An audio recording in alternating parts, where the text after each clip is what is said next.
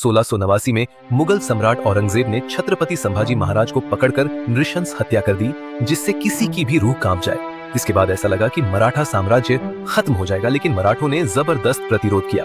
संभाजी महाराज की मृत्यु के बाद मुगलों ने मराठा राज्य को कमजोर करने के लिए कई किले जीत लिए और मराठा सेना बिखर गई। लेकिन मराठों ने हार नहीं मानी और छत्रपति शिवाजी महाराज की गुरिल्ला युद्ध नीति को अपनाकर मुगलों के खिलाफ संघर्ष जारी रखा।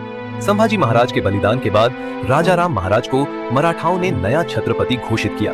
मुगलों ने रायगढ़ किले पर आक्रमण किया, जिससे बचने के लिए राजाराम महाराज जिंजी तमिलनाडु चले गए। उन्होंने दक्षिण भारत में मराठा साम्राज्य को संगठित किया और मुगलों पर लगातार हमले किए। मराठों ने गुरिल्ला युद्ध नीति अपनाकर मुगलों को कमजोर किया। राजाराम महाराज की 1700 में मृत्यु हो गई, लेकिन मराठों का संघर्ष जारी रहा। मराठा सरदार संताजी घोरपड़े और धनाजी जाधव ने मुगलों पर कई बड़े हमले किए। संताजी घोरपड़े ने मुगल सेना को कई बार हराया और दक्षिण भारत में उनकी सत्ता को कमजोर किया। धनाजी जाधव ने मराठा सेना को फिर से संगठित किया और छापामार युद्ध से मुगलों को परेशान किया। राजाराम महाराज की मृत्यु के बाद उनकी पत्नी महारानी ताराबाई ने शासन संभाला। उन्होंने अपने बेटे शिवाजी द्वितीय के नाम पर सत्ता चलाई और मराठों को फिर से संगठित किया। ताराबाई एक कुशल रणनीतिकार थी। उन्होंने मुगलों के खिलाफ कई युद्धों का नेतृत्व किया। उन्होंने मुगलों को महाराष्ट्र से बाहर निकालने के लिए छापामार युद्ध नीति को और तेज किया। लगातार 27 वर्षों तक मराठों से संघर्ष करने के बाद औरंगजेब पूरी तरह से थक चुका था।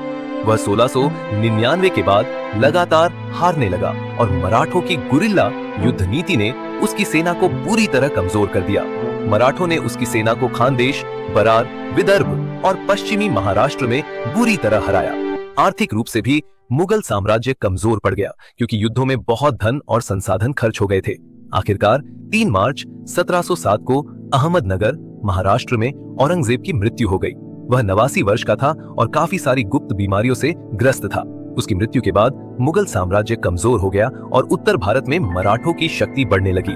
औरंगजेब की मृत्यु के बाद मुगलों का पतन शुरू हो गया और कुछ दशकों में मराठे भारत की सबसे शक्तिशाली शक्ति बन गए। मराठों के अदम्य साहस और संघर्ष ने यह साबित कर दिया कि शक्ति, साहस और रणनीति के बल पर किसी भी बड़ी ताकत को हराया जा सकता है। बोलो हर हर महादेव।